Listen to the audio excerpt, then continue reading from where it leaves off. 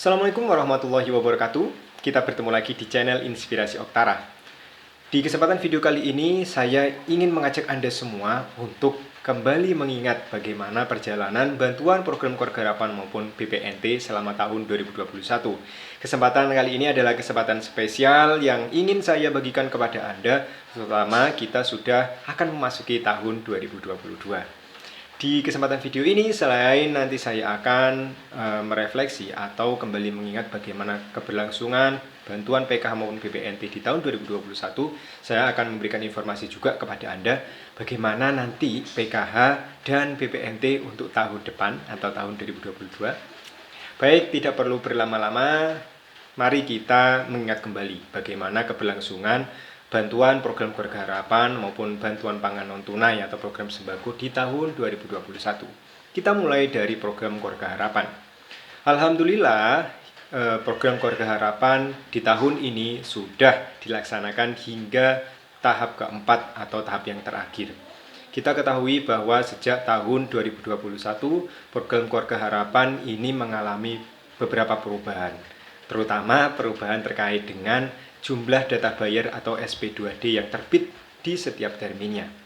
Jika tahun-tahun sebelumnya biasanya untuk termin penyaluran program keluarga harapan ini muncul termin 1 hingga bahkan maksimal hanya sampai termin 2 atau termin 3. Untuk tahun 2021 dari termin pertama hingga termin akhir, untuk 2021 mulai dari penyaluran tahap pertama hingga tahap terakhir, kita mengenal adanya banyak sekali termin yang terjadi, ya.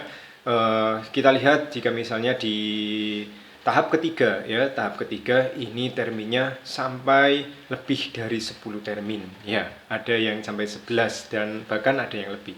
Di tahap keempat sendiri ini informasi terbaru ada termin yang ke-6, dan ini mungkin bisa berlanjut, tetapi kemungkinan besar terakhir adalah termin ke-6 karena kita akan penutupan tahun, yaitu tahun 2021. Kita tahu juga untuk penerima program keluarga harapan di tahun 2021 ini banyak sekali penerima kejutan, ya. Dalam artian para penerima BPNT sebelumnya yang ternyata ini memenuhi syarat kepesertaan, ini ternyata langsung tervalidasi by system. Artinya bagi para penerima BPNT yang sebelumnya sama sekali tidak mengetahui tentang PKH, tiba-tiba mulai tahap ketiga, ya, yang paling gencar, tahap ketiga maupun keempat, ini ada nama-nama baru yang diterima oleh pendamping PKH. Nama-nama ini asing sekali bagi kami. Ternyata setelah diselidiki, ternyata mereka yang namanya baru muncul di SP2D adalah mereka-mereka yang sebelumnya menerima bantuan pangan non tunai atau BPNT dan akhirnya ditetapkan sebagai KBM penerima PKH tanpa melalui proses validasi oleh pendamping. Jadi validasi by system ini terjadi di tahun 2021. Tentu bagi para penerima sembako atau BPNT yang di rekeningnya ini terdapat nominal uang, mereka tentunya bingung. Ini adalah bantuan apa, ya? Apakah bantuan PPKM atau bantuan yang lainnya? Nah, setelah kita melakukan kunjungan ke rumah masing-masing, terutama ketika verbal sagis kemarin, kami menjelaskan bahwa bantuan uang yang masuk di tahap ketiga ini bukanlah bantuan PPKM tetapi adalah bantuan PKH. Selanjutnya untuk perjalanan PKH di tahun 2021 ini juga mengalami banyak sekali keterlambatan, ya, terutama di tahap ketiga dan keempat. Nah, jika misalnya untuk tahap penyaluran PKH ini biasanya dari tahap 1 itu bulan Januari, lalu dihitung untuk 3 bulan selanjutnya, ini biasanya April, lalu Juli, lalu juga ada Oktober. Ternyata di tahun 2021 ini penyaluran PKH tidak berjalan sebagaimana mestinya. Selanjutnya untuk bantuan pangan non tunai ini alhamdulillah tidak ada kendala. Jadi setiap bulannya KBM bisa menikmati bantuan pangan non tunai. Tetapi sama seperti PKH di tahun 2021 di akhir-akhir menjelang akhir tahun ini ada beberapa keterlambatan, ya, yang biasanya misalnya dari awal bulan atau minggu pertama, minggu kedua bantuan sembako ini sudah masuk ke rekening, ternyata akhir-akhir ini kita mengetahui adanya keterlambatan, ya, yang ditunggu oleh KPM, sudah ditunggu-tunggu ternyata bantuannya tidak cair. Nah, tetapi alhamdulillah sampai di akhir tahun ini bantuan BPNT ini bisa dicairkan. Dan alhamdulillahnya juga sebelumnya untuk tahun-tahun sebelumnya BPNT ini kuotanya turun 12 bulan atau 12 kali. Nah, dan Kementerian Sosial khusus di tahun 2021 ini penerima BPNT mendapatkan ekstra bonus tambahan kuota 2 kali. Jadi yang biasanya ini menerima BPNT penuh selama 12 bulan, untuk tahun 2021 menerima sebanyak 14 kali ya, atau 14 bulan. Nah, dengan perjalanan baik itu PKH maupun BPNT selama tahun 2021, itu artinya hingga akhir tahun ini kita semua mengucapkan terima kasih kepada Kementerian Sosial Republik Indonesia yang sudah menunaikan tugasnya dengan baik, yaitu menyalurkan kuota bantuan baik itu PKH maupun bantuan pangan non tunai yang diberikan kepada masyarakat prasejahtera atau masyarakat yang membutuhkan. Tentunya di lapangan kita tidak menafikan adanya ketidaksesuaian antara data maupun kondisi real di lapangan. Ada yang memang ketika kita temui di lapangan ini memang benar-benar masyarakat prasejahtera atau keluarga yang sangat membutuhkan. Dan di sisi lain juga kita menemukan adanya masyarakat yang ternyata sudah mampu, sudah memiliki kecukupan ekonomi, ternyata masih memperoleh bantuan.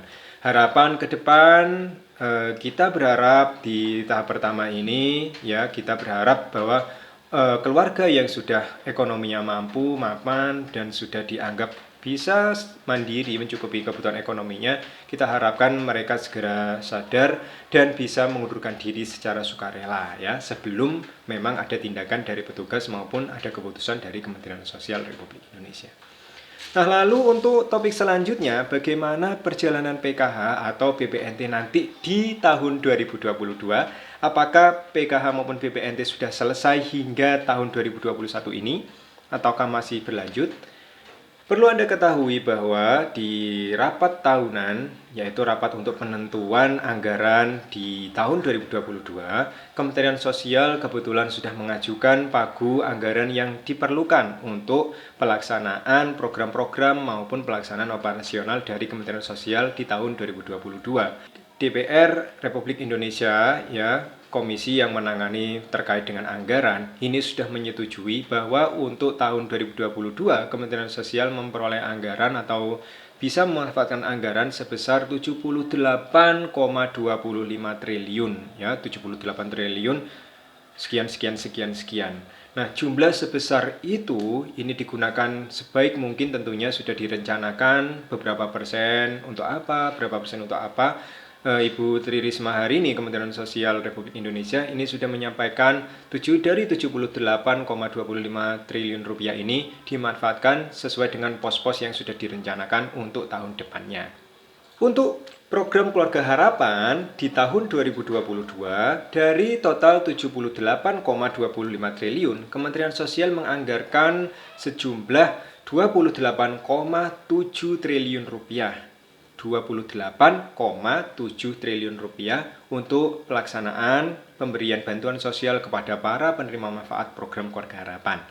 Dengan target yang ditetapkan oleh Kementerian Sosial ini masih tetap, yaitu 10 juta keluarga penerima manfaat. Untuk bantuan pangan non-tunai atau BPNT sendiri, Kementerian Sosial menganggarkan sejumlah 45,12 triliun rupiah dengan sasaran yaitu 18,8 juta keluarga penerima manfaat. Nah, jumlah yang besar sekali tentunya untuk diwujudkan dalam bentuk penyaluran bantuan sosial baik itu PKH maupun bantuan pangan non tunai kepada masyarakat prasejahtera. Nah, dari kuota yang sudah ditetapkan yaitu 10 juta KPM penerima PKH dan 18,8 juta keluarga penerima manfaat BPNT, ini tentunya di tahun depan ada perubahan ya. Yang jelas ketika nanti di tahun depan dari 10 juta KPM yang sudah ada di PKH ini tentunya akan rolling ya. Jadi yang sudah tidak memiliki komponen ya, atau anaknya yang sudah lulus dari SMA dan tidak punya komponen lagi, maka ini harus graduasi alamiah. Termasuk juga KPM PKH yang sudah dirasa mandiri ya, sudah ekonominya sejahtera, sudah rumahnya bagus, sudah bisa membeli, ada yang laporan bisa membeli mobil, ada yang ekonominya istilahnya sudah mapan, maka ini harus digraduasi secara sejahtera.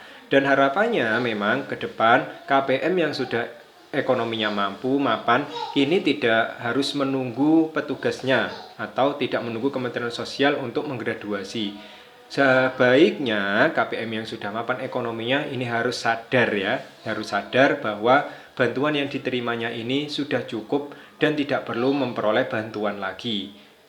Berikanlah kesempatan kepada masyarakat lain atau keluarga lain yang belum mampu dan sangat membutuhkan bantuan dari pemerintah. Dan harapan ke depan bagi masyarakat yang kurang mampu dan intinya masih membutuhkan bantuan, sangat membutuhkan bantuan, saya berharap semoga Anda bisa tercover oleh bantuan sosial, baik itu bantuan PKH maupun bantuan BPNT ataupun bantuan sosial yang lainnya. Bagi Anda masyarakat prasejahtera yang merasa belum pernah menerima bantuan sosial sama sekali, langkah pertama yang perlu Anda lakukan adalah cek nama keluarga Anda, baik itu suaminya maupun istrinya. Cek nama Anda di data kemiskinan desa ataupun kelurahan. Tanyakan kepada operator kemiskinan desa atau kelurahan apakah nama Anda ada di DTKS atau tidak. Ya, usahakan nama itu sudah ada di DTKS. Seperti itu. Itu saja informasi yang bisa saya berikan. Semoga informasi ini bermanfaat. Tetap support perkembangan channel Inspirasi Oktara dan saya berharap semoga channel ini bisa semakin berkembang di tahun depan. Terima kasih. Assalamualaikum warahmatullahi wabarakatuh.